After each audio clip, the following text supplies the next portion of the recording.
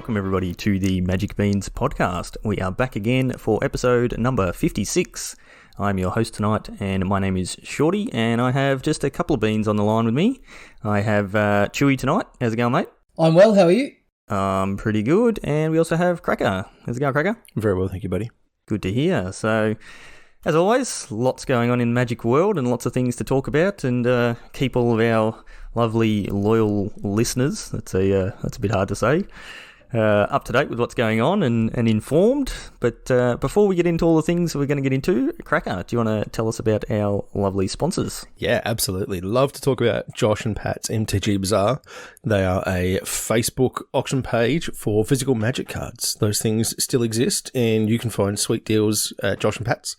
They do auctions every night of the week, including premium auctions over the weekend. Go check them out. You can score yourself some bargains. I may or may not have had a few things arrive in the mail the last week or two, which is always a lot of fun having foils arrive at your door. So highly recommend you go and check out those things. You can find yourself some sweet deals.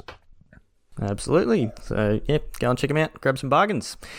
All right. So, yeah, just a few bits and pieces, I guess, almost you could say, in this episode. We were sort of talking before the cast.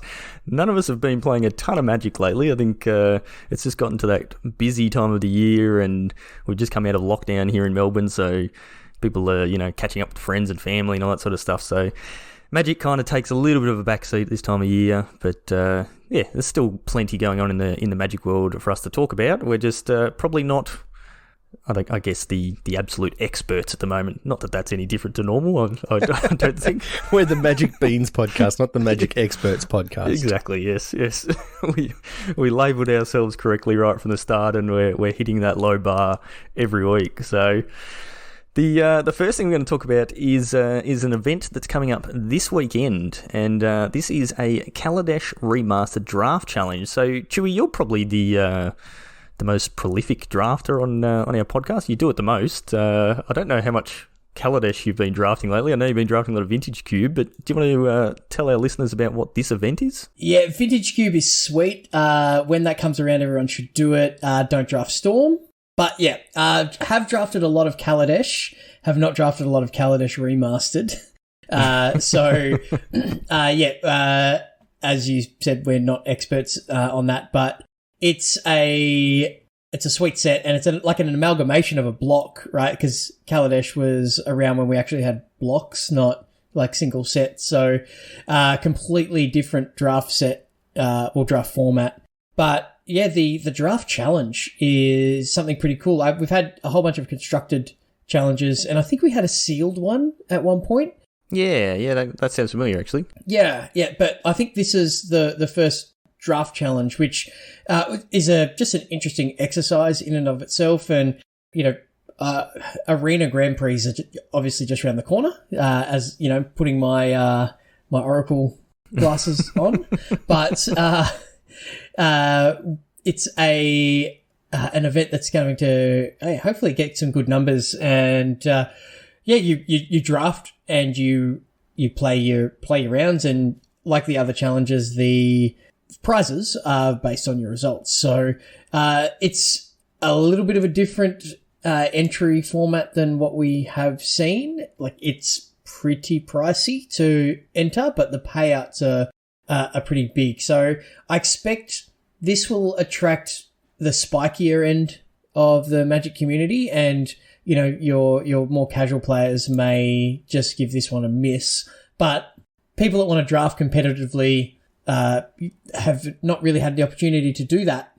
So this is a big chance for those people to flex that muscle. So it's 15,000 gold or 3,000 gems to enter, and your event ends at 6 wins or 2 losses, whichever comes first, and it's best of 3. So it's serious Magic. Real Magic. Yeah, it's drafting best of 3, so it is the most pure of Magic. It's real live person draft as well. It's not exactly bot drafting. not bots. So you're not going to get those weird bot sequencing things. You're actually going to get humans. Yeah, I don't know if we've seen that much of that in the last couple of sets. I think they've gotten better complaining about it. Yeah, they've gotten better at that programming, and I don't know. Maybe have we just seen less linear strategies where Merfolk's Secret Keeper, right?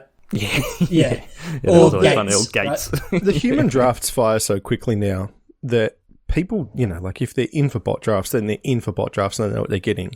But the people who wanted to draft against humans and were complaining that it wasn't a real draft experience are happy to wait that little bit extra time, I think. So Exactly. I think you've found the balance there, which is good. Like I don't draft very often, or I go through periods where I'll draft a whole bunch and then not draft for ages. But even I've been doing I think it's the Premier draft where you're drafting against people, but then you're just playing best of one matches, just because best of one suits the way I play the most.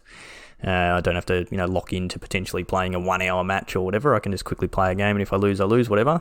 But I still get the experience of actually drafting against other people. So that seems to be a good balance, and I've been quite liking that. And not seeing any of the actual stats, but I would hazard a guess that that's probably their most popular format. Yeah.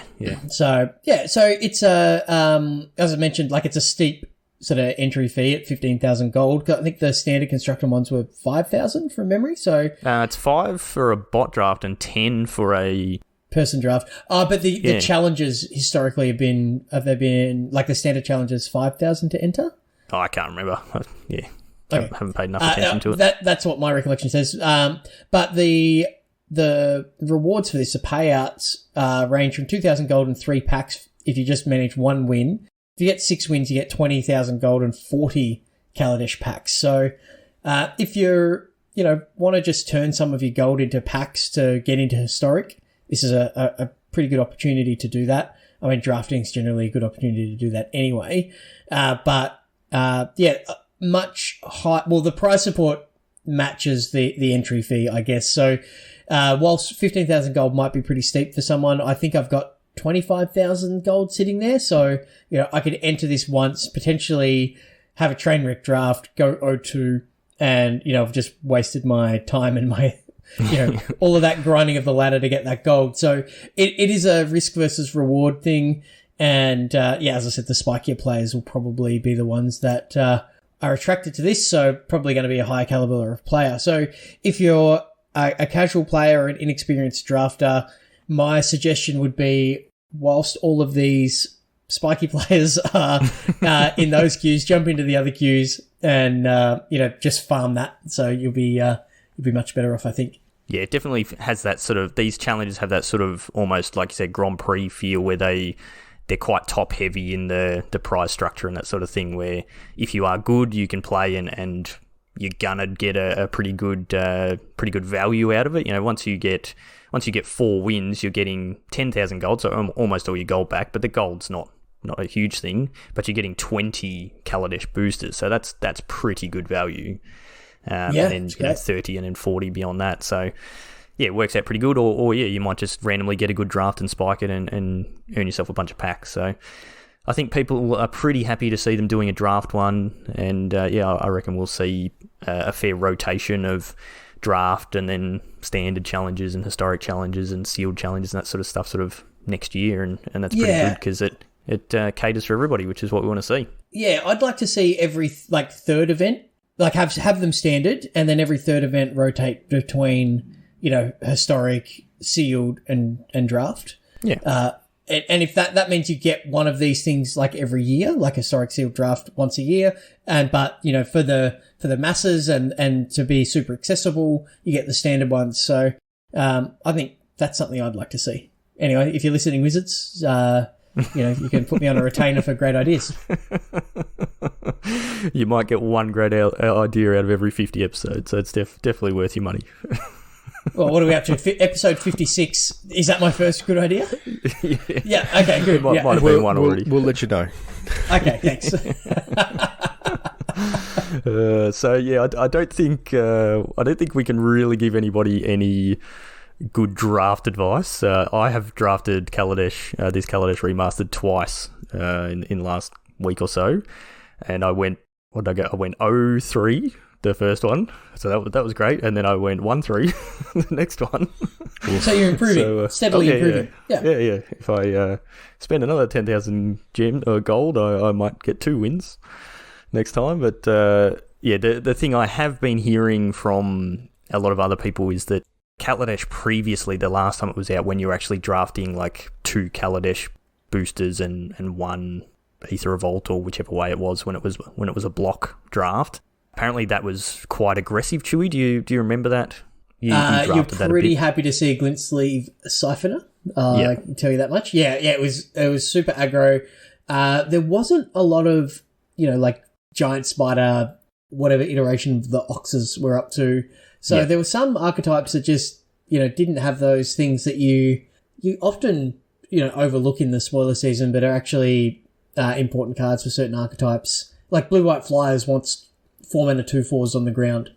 So the block didn't have that. And then when you get this amalgamated block into one set, they're often the cards that are cut because they're not constructed worthy. So you'll find there are archetypes that are just not supported, and the decks that were really popular in constructed with this set were combo and mid-range decks, not necessarily the aggressive decks. Even though there were aggressive decks around in the format at the time, but the ones that leaned on, there's an energy mid-range deck and the Aetherworks Marvel. There wasn't a lot of aggro cards to begin with that were, sort of top-tier cards. So I wouldn't be surprised if this is a very grindy draft format. It seems that they've taken out quite a few of the sort of common creatures that were getting played in the aggressive decks in the previous block. So it's definitely much more grindy. So you do see a lot of like Temur or Soul Tide decks that are based around the energy cards and that energy mechanic. So it can be quite grindy, and you definitely do get to play out your bombs later on in the actual match. So very different to the last time. The draft format plays more like a sealed. Yeah, almost. Yeah, that's probably a good way to put it. Yep. So the other thing now that we've got Kaladesh on Arena, it's now legal in Historic. So we've seen a little bit of a change. I think. I mean, you could probably. What would be your guess, you two? I know neither of you two have really played a ton of Historic this week. What would be the most impactful card that's come from Kaladesh into Historic, do you reckon? Not refurbish, I can tell you that much. After playing a few games. Look, I am quite partial to a 4-mana artifact in general, so I'm going to say probably Aetherworks Marvel. SRAM. Chewy, you would be wrong, and Cracker, you would be much more on the money there. So Aetherworks Marvel, we all sort of spoke about it. I think Cracker, you and I we did. We had a big chat about it a fair bit. Yeah. That really hasn't eventuated. Plenty of people have been playing it and trying it, and it's just not powerful enough, and it's too slow, and it's kind of like you spin your wheel and you hit an Ulamog, and you kind of go, well, I could have just ramped and just cast that Ulamog and not bothered with all the energy stuff. I've played against it twice, and both times they went turn 2 Mindstone. So first turn attune with Ether, turn 2 Mindstone, turn 3 like Rogue Refiner or whatever it was, turn 4 Aetherworks Marvel, spin it into the Temur Ultimatum to hit like Ugin, Nissa, and another Marvel. So you just got randomly varianced out, but I got wrecked. I got wrecked by that. That's super unfortunate. But like that list of cards you just spewed out is not. It doesn't sound like a deck. No. Like I understand that people are putting them in a deck, but we talked about the fact that energy is so parasitic and such a small card pool to pull from that Shorty and I were like, well, we don't actually know if this is going to work because you're so constrained. And you're constrained. It just hasn't really paid off. Mm. Yeah, you've got to play things like Whirl of Virtuoso just as kind of bridges to get your energy up. Which is like, it's fine, but I mean, it's just not powerful enough. Dudes are still playing Muxus on turn 3. You just get Muxus. Like if you want to spin the top 6 cards, just do that. Or Collected Company, right? Like, there are a bunch of options that are available and you are not so constrained, even though you are in both of those cases. Look, I am all for people not playing that deck because, you don't feel like you're not playing a game of Magic and your opponent's not really playing a game of Magic. Like you're losing a lot of the interaction. So I'm all for that. So talk to me about the super interactive, decision heavy Shram deck. Cracker. Yeah, Go for it, absolutely. Cracker. So Shorty and I talked about this last time, and there's basically a couple of variants. There's blue-white and white-black Black. auras. There is a mono white version getting around, but probably not quite as powerful. Playing Lurrus. Yeah, and core Spirit Dancer is the other one. Nice. Yeah. So just big draw engines, basically.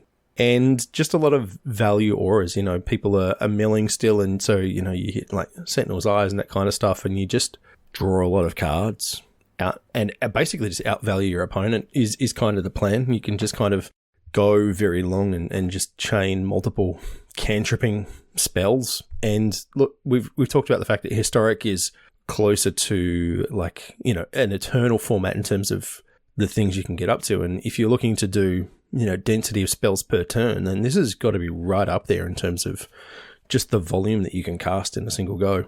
There's some sticky sort of threats out there, especially with like Selfless Savior and Lurrus with the recursion as well. So, traditionally these decks would be a little bit of a glass cannon. Well, Alseed is the other one that you play. So there's some really good Selfless protection Savior spells. And Alseed. Yeah.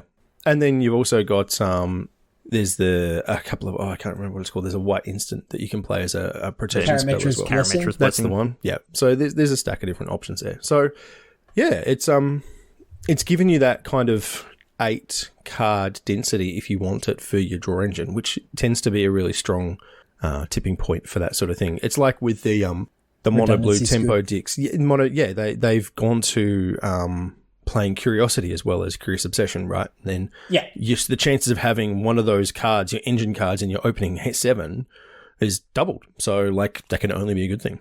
Yeah. Yep. No, I like it. Pretty solid deck, and it seems to be like I've played a fair bit of Historic over the last week or so, and yeah, it's pretty popular in best of 1, and I think it's doing pretty well in best of 3 as well. But the card that I've probably seen has been the most welcomed into Historic is Fatal Push. And I've been seeing a lot of that everywhere. I think like the Jund Sacrifice decks have definitely picked it up. The Sultai mid-range decks. I've been playing Mono Black Godfarers. I've put a few in there. The Mono Black Aggros. The Rakdos Arcanist. Basically, if you can play black, you're playing Fatal Push. So Dreadhorde Arcanist with Fatal Push seems pretty nice. Yeah, I was just playing just before we got on the cast, and I just lost to that deck. I got absolutely crushed by it.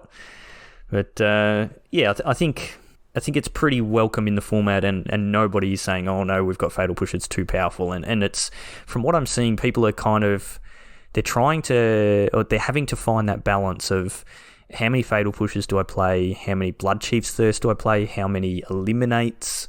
You've got decisions when it comes to what removal you're going to play, because all of those fit different functions, and depending on the meta that you're seeing is going to dictate how many of each of those you're going to want to run, and what's in your sideboard and what's in your main, that sort of stuff. And that's really good. That's really good to see that we've got that option, and it's forcing people to make those decisions. So yeah, pretty cool. They've all got drawbacks, right? They've all got like they're all mana cost, or but like the ones that Heartless Act, can't kill things with counters on it and stuff. So there's a lot of different choices in the 1 and 2 slot, but yeah, some real restrictions on them, which is good. It's great. Make people choose. Yeah, make smart choice.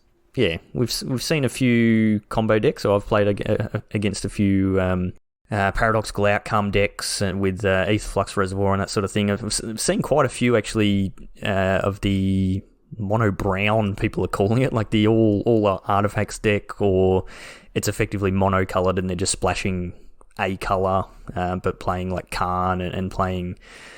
There's a funky combo you can do with Metalwork Colossus and Witch's Oven, where you can sacrifice your Metalwork Colossus to your Witch's Oven, so you get two foods, and then you can sacrifice those 2 foods to return your Metalwork Colossus to your hand. And then if you've got a bunch of artifacts on the battlefield, you just cast it again for free. And there's a way to untap your Witch's Oven, and playing all sort of your Mind Stones and Guardian Idols and things like that are mana rocks effectively, and then running the Forsaken Monument, which is the colourless creatures you control get +2/+2. When you tap a permanent for colourless, you add an extra 1, and when you cast a colour spell, you gain 2 life. So it's pretty funky, these decks, and because your main colour is colourless, is no colour, you can kind of slant it in any direction that you want and sort of tailor it to what you want to play. So it makes the Ugin downtick pretty one-sided as well, right? Yeah, big time. Yeah. So that's pretty good. Have you played against the Neoform deck? No, I haven't. I've seen it, but I haven't actually played against it. I'm trying to figure out how it works, but I was about to ask Shorty how it works. I've got a vague idea. I know it's dual caster mage and glasspool mimic, right? And you can just and you get a whole bunch of combat celebrants, and you just attack people over and over and over and over. Yeah, So like you neoform, and then you copy the neoform while it's on the stack, and you basically go and get all your dual caster mages because they all come in and copy the neoform that's already on the stack. Then you go and get all your glasspool mimics, and then you get Tuk Rubble Fort, which gives everybody haste and your combat celebrant, and then you can just you do all of the attacks. Yeah, multiple combat steps, and you just kill your opponent. So very interesting. Seems like it'd give me a headache, but it looks cool. Yeah. I don't know if I'd want to go down that line, but it looks like it'd be fun to play. It's probably the sort of deck playing in paper might be a bit more fun because you can shortcut it and just go, okay, I'm going to do this, and I'm going to get all of these creatures, and then all of these creatures, and all of these, and you just get them all and put them on the battlefield.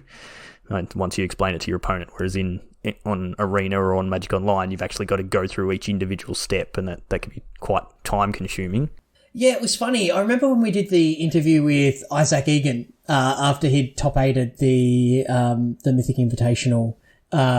I assume he played the Jund Sacrifice, with the Witch's Oven and the cat, and I assumed it would be easier to play that deck on Arena because you weren't going to miss a trigger. But Isaac's like, oh no, way easier to play in paper because you can just explain things. Yep. And I guess that's probably a reflection on where I am as a Magic player, where I'm more likely to miss triggers than I am to fail at explaining things to my opponent. So yeah. Like I've played a lot of that deck in paper and on Arena, and it's way easier on paper because you can just go, okay, I'm going to do this 4 times, and each time you take 3 and I gain 1.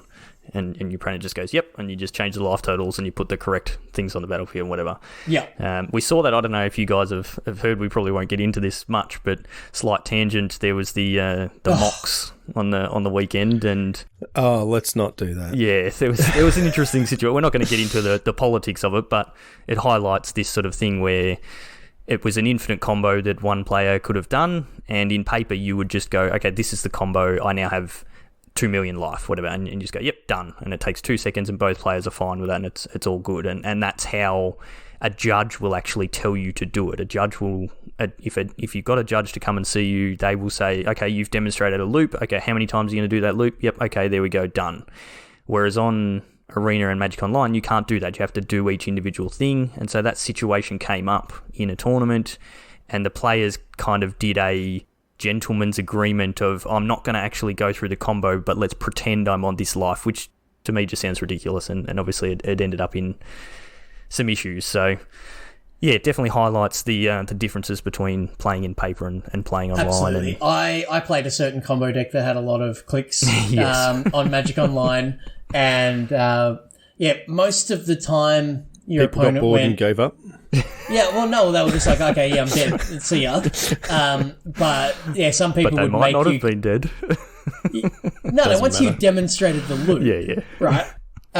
If you're spinning your wheels trying to find your combo, absolutely sit there and wait. But you don't scoop in response to the Aetherworks Marvel activation, right? You wait to see what they hit. But yeah, once you've actually demonstrated the loop, having to go through it, 10 times to, ping them 10 times with the Pirate Spellbomb. Yeah. There's so many clicks involved in that. I never counted how many clicks per turn. A lot.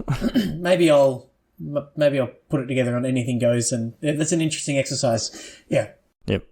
So the other thing I've been seeing a lot of on Arena in Historic is people playing main deck Grafdigger's Cage. Yeah. Sort of looking at the top decks, like Sultai mid-range is one of the top decks. So you've got like Uro coming out of your graveyard. Goblins, obviously, Graph Digger's Cage is really good against that. Junt Sacrifice, very good against that as well. Mono Black Aggro, stuff coming out of the graveyard as well. Rakdos Arcanist, it's great against that. So a whole bunch of these things that are the Neo Storm deck as well. It's great against that. So a whole bunch of decks that are really heavily either pulling things out of their graveyard or taking creatures straight out of their library. Yeah, Coco. That get shut down by Graph Digger's Cage. So we're in a weird spot where that is being played in the main deck. But I've been loving it because I've been playing Mono Black Godfarer's Gift, and I can tell you now, Godfarer's Gift does not care about your Graph Digger's Cage. I've seen plenty of people casting or your their Fatal Pushes. Hey? Yeah. Or it doesn't care about Fatal Push a whole lot either. No, yeah, it doesn't. But people drop it on turn one, and you just go, okay, cool. You just wasted your turn one. Like the only thing it does affect is when you activate your. We just said the name of it before. The horror, the nightmare thing, the hybrid Golgari. Oh, Fiend Artisan. Fiend Artisan, that's it. Yeah. Because you can't go and get a creature out of your library. But I've had so many people. Like, this is complete side tangent. So many people been in the middle of a game and they've cast a Graph Digger's Cage against me and straight away given me the good game. Nice. and you then proceed to go to your combat step and activate and get your creature out of your graveyard and then kill them. And then you give them the good game, right? Yeah, and you just go, like, this complete tangent. Why do people do that? Why do people go, oh, I've got you beat in the middle of the game, good game? Like, what? Because people like to think they're superior than others and get a bit smug and ahead of themselves, and I hope they learn their lesson by doing that. Because you have, no recourse at all, Shorty. There's no way you can just, like, cast the creatures out of your deck and just kill them that way either. Yeah, exactly. Yep. Or do the thing your deck is trying to do. Yeah, that's right. That is not stopped by Graph Digger's Cage. Yeah, I've never had an opponent do that to me in paper. So it's that's typical that's the other like part of that. Anonymity of the internet where you can do that stuff. So you're never going to be sitting there opposite your opponent and go, oh, I just cast this spell. Good game, mate. You're done. Yeah, get wrecked. I'm pretty sure that we've done that to each other, but you like casually play against each other all the time. Yeah, absolutely. But not in an actual formal setting. I've certainly had people cast Graph Digger's Cage against me, thinking it was going to stop my deck, and then stop your living end subsequently from that. But anyway, yep. All right, back on track. There are a few other cards, Shorty, that you and I talked about that are also seeing a bunch of play. There's Bomat Courier. Oh yeah, and big time. Chandra Torture Defiance is seeing probably about as much play as we thought, actually. Yeah. So mono red is still very much a thing. Yep. And Bomat Courier is just kind of everywhere from what we can see. Yeah.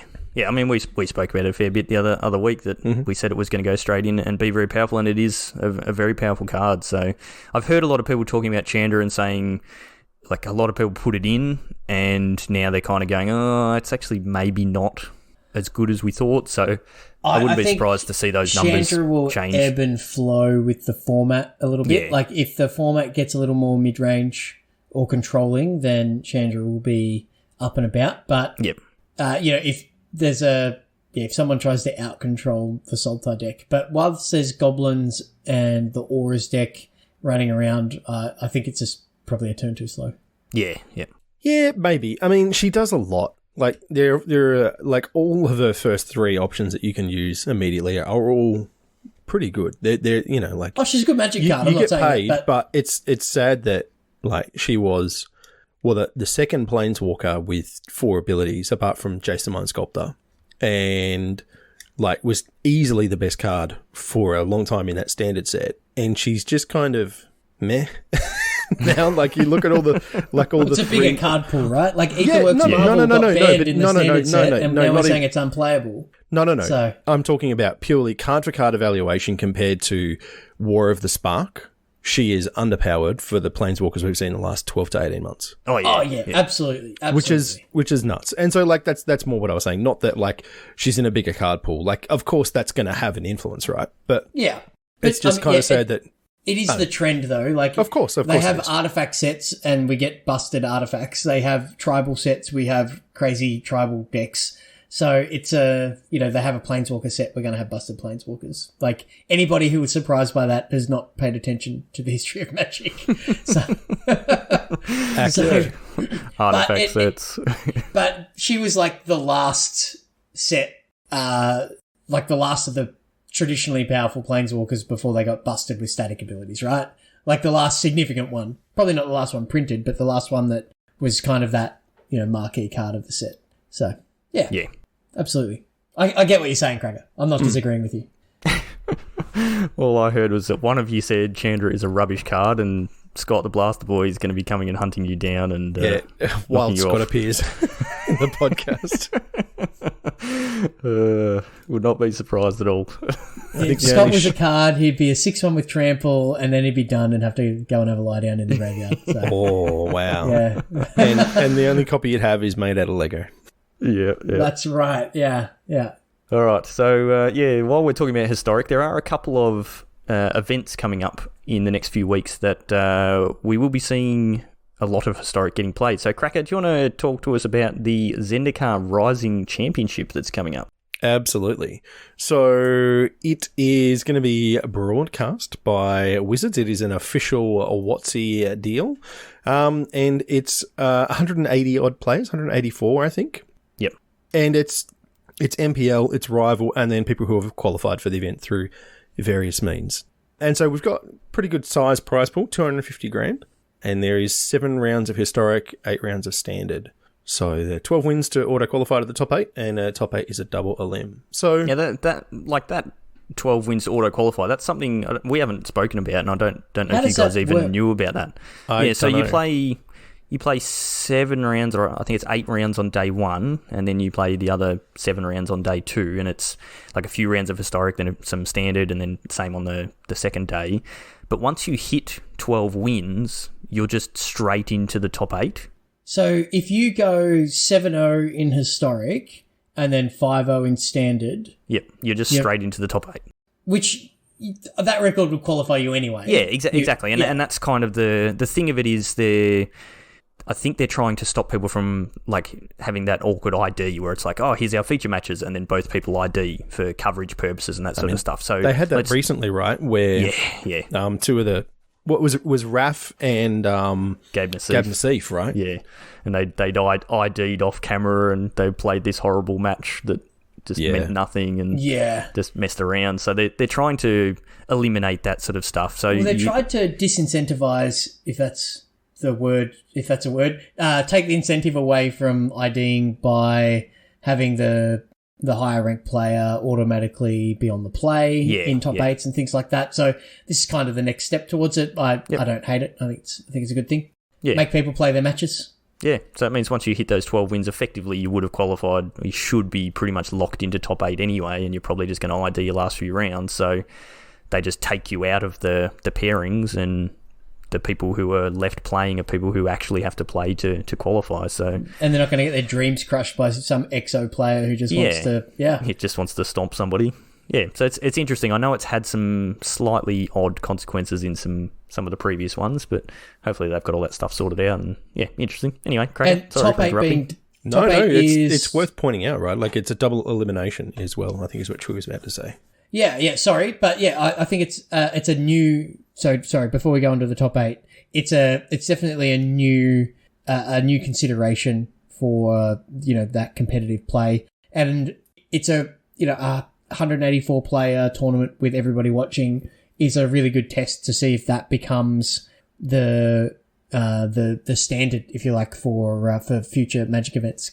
Because I think it would remove a lot of the, a lot of the issues and tension and drama. Well, what it also does is it gives them a really clean path for setting up from the arena opens that they've been running, and then being able to use that as the stepping stone to online GPs. Yes.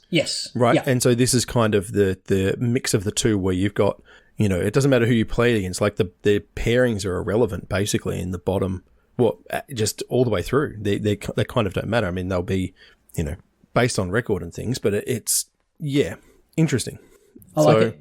Yeah, I guess we'll see what happens. But yeah, so day one is historic and standard, and then day two will be historic and standard as well. So, what do you guys think of the double elimination top 8? Like we'll get into it soon that we're doing that for our invitational. I think it's going to work very well for us. But how do you find that better than just your regular top 8 structure? I would love if I was in a top 8 and had a second chance. Given how much effort you put into, you got to wait the next day, you stay up late testing, all that stuff is good. But for a coverage perspective, I think it's amazing. I think it's really good. It's a lot more games. So like if you play a GP, like an in-paper GP, you play your day 1 Saturday, your day 2 Sunday, and then you play the top 8 straight away. Yeah, that's rough. But for like when Sunday is just the top 8, then double elimination's where it's at, I reckon. Yeah, for sure. It lets you build some really cool storylines as well. The guy who crushes the tournament and goes 12-0 and then gets just wrecked, mana screwed in round 1. They mulligan to 4 twice, and it's just like, all right, well, congratulations, you're out. Like it gives them that comeback storyline, which is really cool. So yeah, no, I'm a fan. It gives you more outs to the variants of Magic, which is, always a nice thing, particularly over a 3-day event. Like, you want to see good matches, and this is just a way of increasing your chances of getting some really sweet matches on camera. So and also on that, like on camera, if it's the top 8, they're the top 8 best players in that event at that, in that sort of slice of time, right? So they're the people you want to see. You want to see the like amazing plays that as a spectator you didn't see, and what innovations they brought to the table and things. So just by playing more games, we get to see more. There's more opportunity to see that stuff. It's like, whoa, they did what? Like, oh, that's not the play I would have made, and now they're winning where I would have lost, right? That's the stuff we all like seeing on when we watch high level coverage. Yeah, definitely. So when is this championship happening, Cracker? It is happening on, well, let's not talk about that. Doesn't matter. There's something else more important happening that weekend. Yeah, there are far more important events happening on the 4th of... No, so it starts Friday the 4th of December and goes through to the 6th. Yeah, so I think most likely for us, I think it's being... It'll be like run Saturday US through times. Monday, right? Yeah, so it'll be like really late Friday night through to Monday morning or something like that. Yeah. Just the usual. Time zones are really weird at the moment with America and us because they're like 19 hours behind at the moment in a lot of places because we're both on daylight saving. So it's all kind of... They've almost caught back up to us. Yeah. Except a whole day behind. Yep. And then, coming up the weekend after that is another of the Arena Opens. So we've definitely spoken about those a few times. You can go back and listen to some of our other podcasts where we've spoken about the Arena Opens, the format, the cost and all that sort of stuff. And yeah, this one on the weekend of December the 12th is going to be a historic one again. So it's all historic focus at the moment, except for us here in the Beans world. We're still stuck in standard. But, do you know if that one is, going to be the choice again of playing either best of 1 or best of 3? Yes, it will. Yeah. I was just about to make that point. Yeah, so good choice. Choose your poison. You can play Real Magic or you can play best of 1. That's pretty good. From what I've been hearing from people that are like champions of playing best of 1 and sort of similar to me where it just fits in their life. Just call yourself a champion. Whatever. Yeah, I did. Yeah, you did. Yeah. No, I said other people are the champions. Okay, right. Yeah. Anyway, a lot of them are saying historic best of 1 is actually like really bad at the moment. There's just too many decks that are full on coin flip sort of thing. So the play or draw just makes way too much difference. Yeah, and they're sort of recommending for this event, specifically for this event for historic, probably best of 3 is where you want to be. The best of 3 is a lot harder. Obviously, you can only lose once. Well, once you lose, once you're out. Effectively, you have to go 4-0, I think, to get through. But you've got a little bit more agency when you are playing best of 3. So keep that in mind. Although you never know, we may see a banning after the championship weekend. Hopefully, Muxus. I'm really over Muxus, and I really think that stupid goblin should go. Uro. They'll ban Grafdigger's Cage. We all know it. Grafdigger's Cage is holding down Muxus. We need Muxus to be on top. That's right. Let's get rid of it. All right, so yeah, that's on the weekend of December the 12th. We'll probably touch on that again on the next regular podcast, which will be just before then. So you guys got a bit weird when you talk about the Zendikar Rising Championship dates. Am I missing something? What's happening that weekend? Is there something else on? I've got something on. I don't know. Do you have something on? I don't know. It's like I might go fishing. Yeah, the 4th of December is my wedding anniversary. Okay. Oh, nice. Nice. 16 years. Congrats. Thank you. Commiserations to Amelia. So I've decided to broadcast a Magic event on the Saturday with you two idiots instead. Oh, nice. Oh, no. Good to see you go. Priorities, right?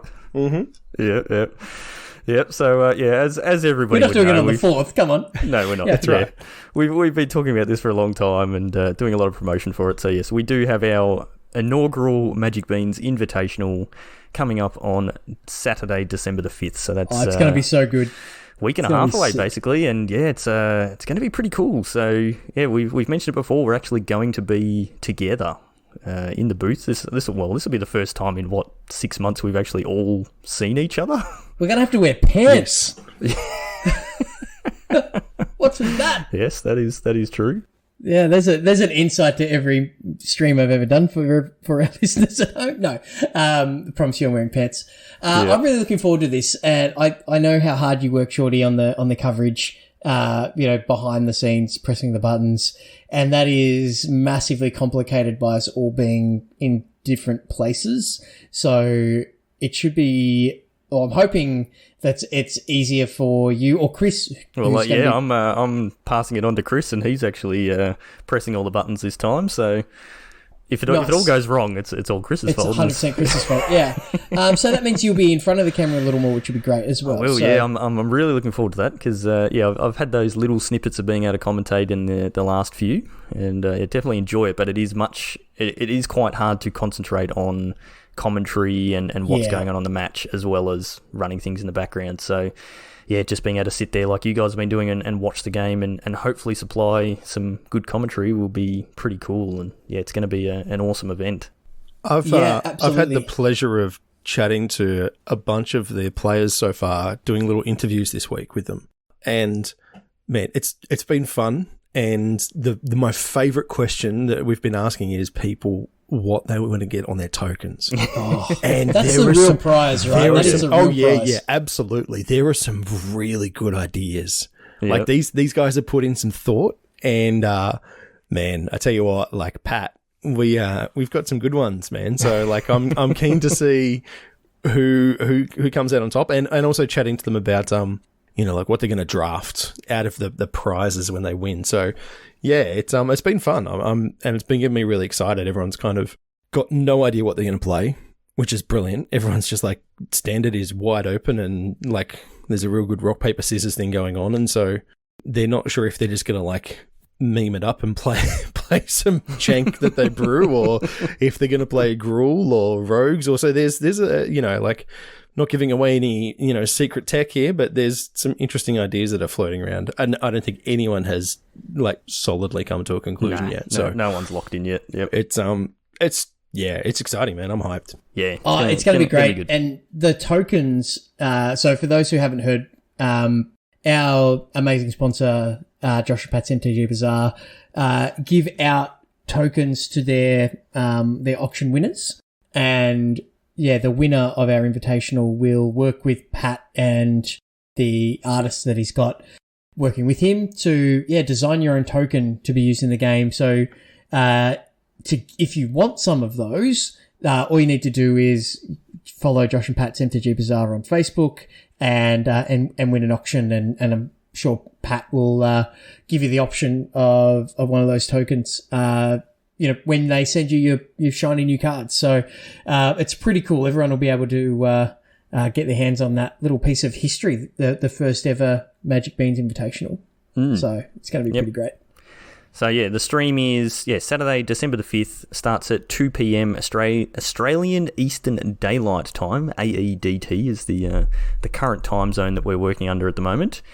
And we're going to have a ton of giveaways on this stream. So we've done in the past on the last streams, a bunch of arena codes and things like that. And yeah, that's all good. Everyone loves some freebies, but I was sort of going through the cupboard the other day, and Pat's just been sending me stuff all the time. So we've got some Zendikar expedition packs to give away. The last one of those I saw opened when Chris was around my house last week, and he cracked an expedition Scalding Tarn. So there's a bit of value there in something like that. We've got plenty of other packs. We've got some Commander Legends collector boosters. A few different things. So there will be giveaways all the way through the stream. We're going to do it a little bit differently this time, where we'll be just running a short window for people to enter. So make sure you're jumping in on the stream and staying there, so you can get in on every giveaway. Because it's going to be heaps of fun, and we're all really looking forward to it. And the magic we see should be some pretty sweet games. So they're the best 8 players from the year. I mean, that's debatable. So, I know I'm not in there. So you've spoken to some of them, but there should be some really high level Magic played. The coverage should be really, really good. Giveaways on stream, like playing for legitimate prizes, like $1,500 in cash and prizes. That's pretty good. And if you want to get in on those next year, then you need to come and join us in our Discord and get in on all the events we run next year to qualify for the 2021 Invitational, which should be pretty cool. So while we're talking about giveaways, the other thing we're involved in at the moment is the 31 Days of Christmas. So if you haven't signed up to that yet, there'll be a link in the show notes, but the link it's pretty easy. It's just b.link/magicbeanscast, and just follow that and register. It's a content creator thing that we're involved in at the moment. There's a whole bunch of content creators from all around the world, and everyone's doing giveaways with multiple content creators per day through December, giving away a whole bunch of different stuff. So I'm on a Discord with all the people involved in that, and they've been posting what they're actually giving away, and there's some pretty cool prizes, some sweet card alters and custom commander decks and all sorts of different things like that. We're giving away a commander deck from 2018. It's the Adaptive Enchantment, which is a Bant commander deck, and it's actually worth over $100 now. So I don't know what the precons are normally like $40 when they first come out. So obviously it's probably got some pretty good cards in there. Yeah, I built a 5-color enchantment deck, and some of the cards that are specific to that deck are pretty pricey as singles. So I can see why that deck is spiked. Yep. So we're doing our giveaway on the 31st of December, so New Year's Eve. We'll be announcing who has won that. We may pre-record something because we'll probably all be busy doing New Year's Eve stuff. But that'll come out on the 31st of December. But there's multiple giveaways each day. So if you follow that link, b.link/magicbeanscast, and register, you'll be in the draw for everybody's giveaways. But it just lets them know that you've come from us, so that makes us look good, which is what we try to do and fail at most of the time. Anybody who's watched us on the stream knows we need as much help as we can looking good. Yeah, absolutely. So there's that. Get into that. The other thing we're on at the moment, Chewy, is our survey. Do you want to spruik that for everybody? Yeah, absolutely. This is my kind of brainchild, so I'll fly the flag. Basically, we fell into the the tournament organising, streaming side of our podcast. We started out as just a podcast, and I'd streamed very occasionally or what have you. And once we opened up our Discord and started to build a community, we got right into it, and the response has been really, really good. We've had leagues leading into invitationals and a whole bunch of one-off events and stuff. And the Beans has grown far beyond what any of us expected in 12 months. And that's been because, people listen to us, people are signing up for events, people are watching our streams. So we thought, well, let's just run a really simple survey, like 15 questions, I think it is. It only takes 10 minutes or less to complete it, because we want to hear from you. We want to hear what you have enjoyed about what we've done, what you think we could do better, what you would love to see, what you have enjoyed, what you haven't enjoyed, etc. So there'll be a link in the show notes. It's also in our Discord where you can jump on and get get your questions in, get your answers in. And as a little bit of a carrot, if you like, one of those expedition boosters that that Shorty mentioned before, could be a Scalding Tarn, you never know, is up for grabs. So, there is an option to tell us your name. You don't have to tell us who you are. You can remain anonymous, if you choose. But, if you would like to go in the draw to, get your hands on that, expedition booster, then, tell us who you are and, we'll draw that. We'll probably run it to the end of the year, I reckon. Yeah, run it to the end of the year. So the response has been great. We'd love to hear more. So yeah, jump on. Takes a few minutes. Get that filled in, and go in the draw to win a pretty sweet little prize just for 10 minutes of your time. So yeah, if you feel like leaving your name out, or you could just put my name in for everyone, I'd be all right with that. Just we'll just number them. All right. So Cracker 1, Cracker 2, and I'll just I'll gladly take the expedition pack off your hands. Thank you very much. A whole pack of crackers. That's it. Yeah. It's coming up to Christmas, man. We're all Christmas. Anyway, I'm sorry. Yeah, I like it. All right, so before we wrap up, there is one other thing we will just touch on. Yeah. We've mentioned this product plenty of times over the last 12 months. It's been one of those sort of hot topic things that we talk about occasionally, but that is the Secret Lairs. And Wizards, I think only a couple of days ago, they came out and said, hey, everyone, there's going to be a Super Drop coming up, which they've done once before, where they drop like 4 or 5 of their Secret Lair products sort of all in one go. And we got today, I think, the last of them revealed. So, Cracker, do you want to just give everybody a quick rundown on what these are, just so they know? Yeah, it's the Secret Lair's Secretversary Super Drop.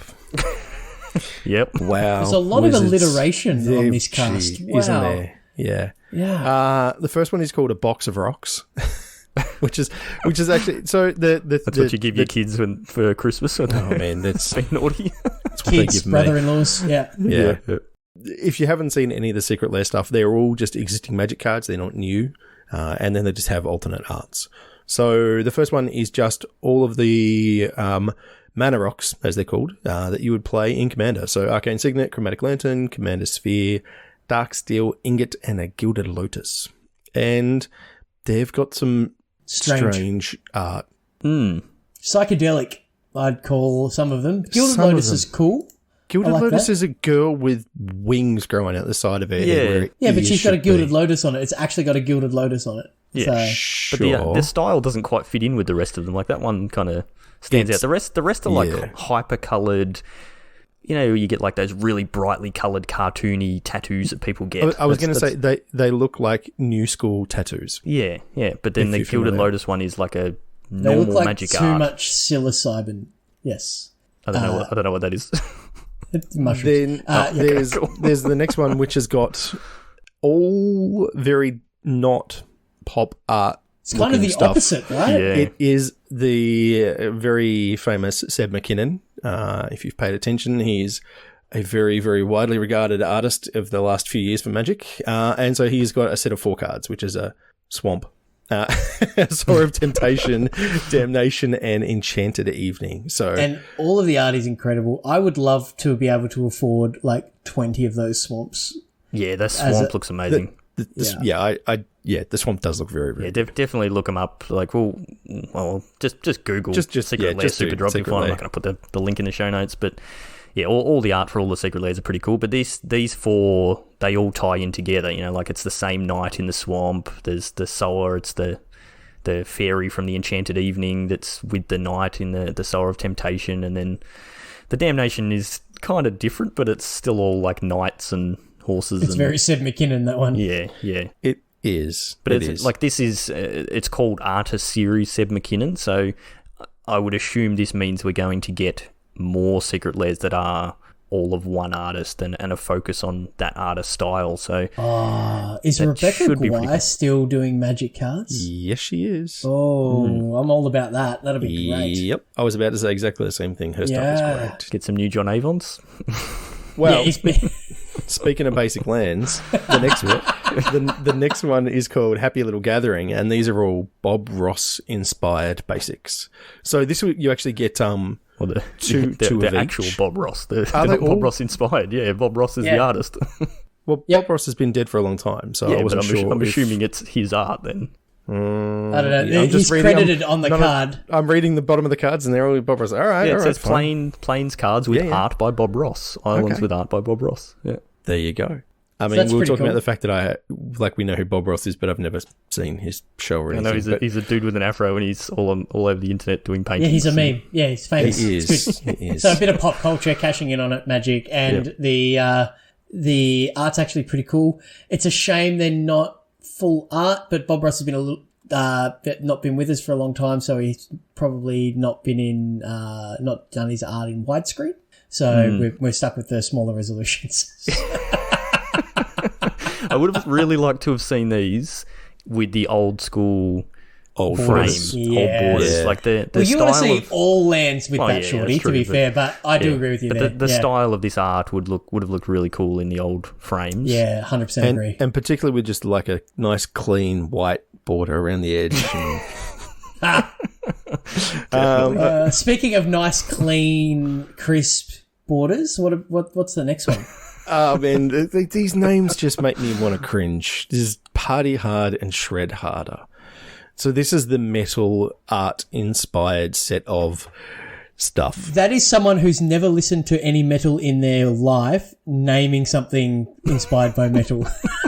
That's what that is right there. It's Gavin Vahe, right? Who's just or someone like that who's Yeah. Anyway, Anguished Unmaking, Assassin's Trophy, Decimate, Dreadbore, and Thraximunda. And they look like every second shirt you see at a Magic event, right? Where someone's got like an Opeth t-shirt on or something.